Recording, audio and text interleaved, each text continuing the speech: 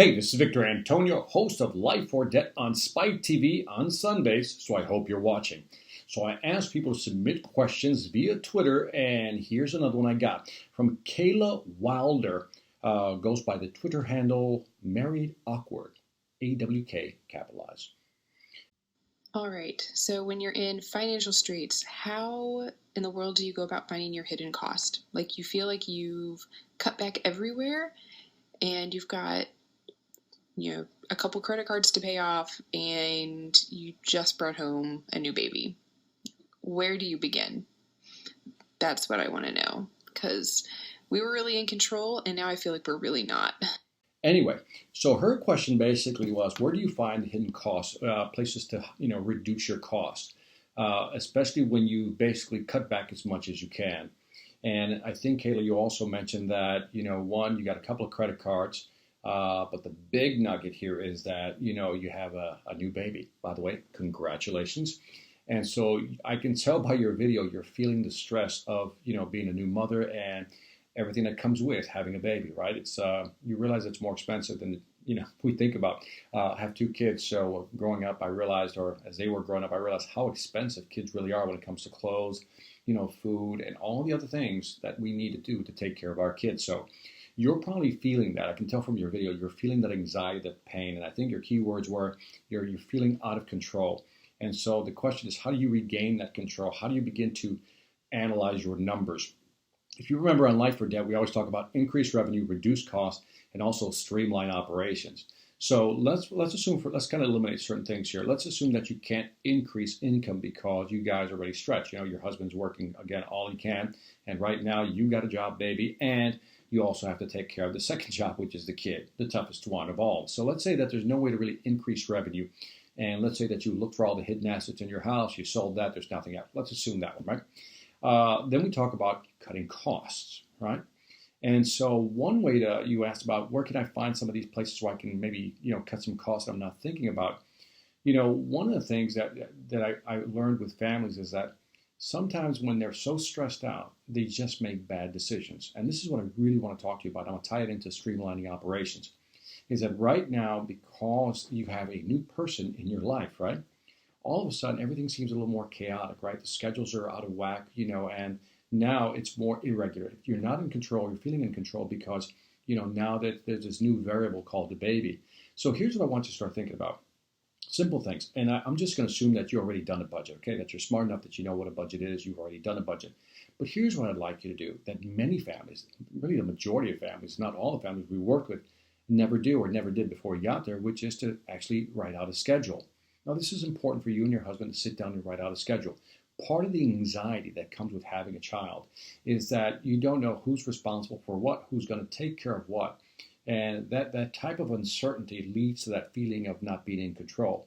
I think if you were to sit down with your husband and says, okay, let's figure out a schedule that we can both work with that works for both of us on who's going to take care of the child, who's going to do what, who's going to buy what, who's going to go get this, whatever it may be.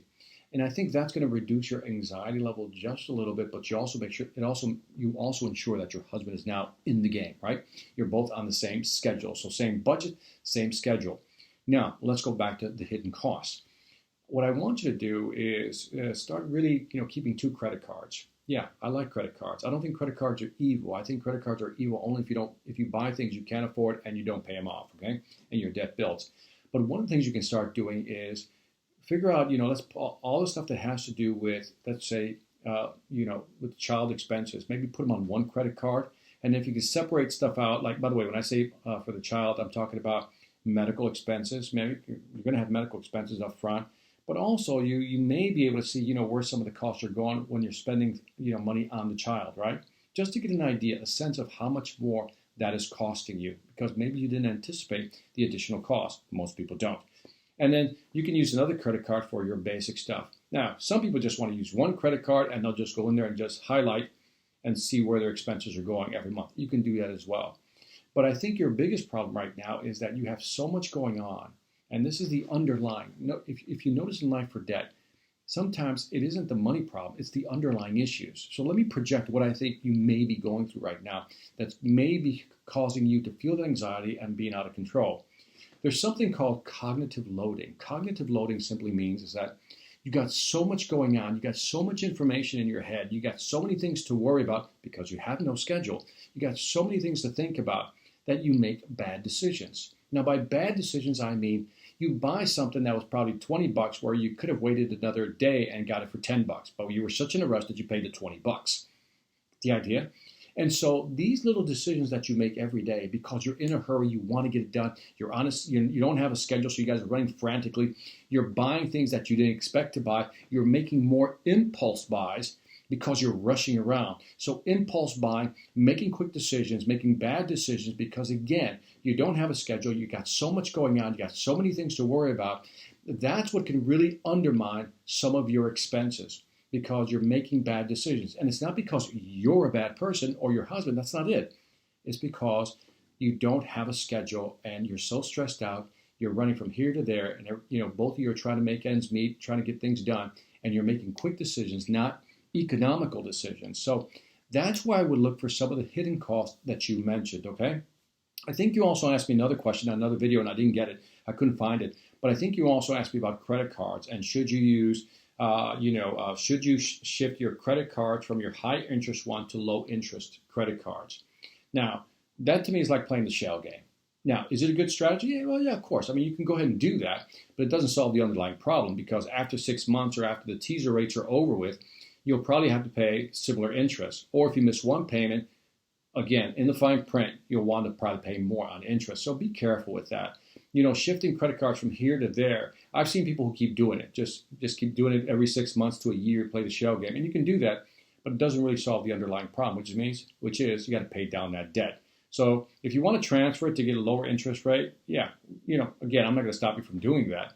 But again, the real issue is that you got to pay off that debt and find ways to either cut costs or generate more money. So again, keep this in mind. I hope that helps. Right now, you're going through a lot. You've got a new person in your life, and that's throwing everything into this chaotic mix right now, and things need to settle out. And the best way of doing that, if I can reiterate, is I want you to sit down with your husband, create a budget, use my 30-30-30-10 principle, right? 30 for the house or rent, 30 for expenses, 30 for paying down credit and putting money away, and then 10% for having fun. And guess what? Because you're probably not in the mood to have fun because you have a baby, you got to put that money back into paying out your debt, whatever you want to do. But then, once you have a budget around the 30-30-30-10, put a schedule together. And I think by having a schedule, Kayla, I think you're going to feel more comfortable, especially if you're on the same page with your husband and you now know what needs to be done. So this time, there's going to be a slot in there where you're going to have to go grocery shopping. Well, now you're not doing it on the run. You're actually, while you're coming home from daycare or something like that. Now I'm going to go shopping. Here's what I need to buy. Here's all I need to buy. No impulse buys, no bad decisions because you're in a rush. That's where some of your hidden costs may be, and that's where you can reduce your expenses. Kayla, I hope that helps. Thank you for the question. I appreciate it.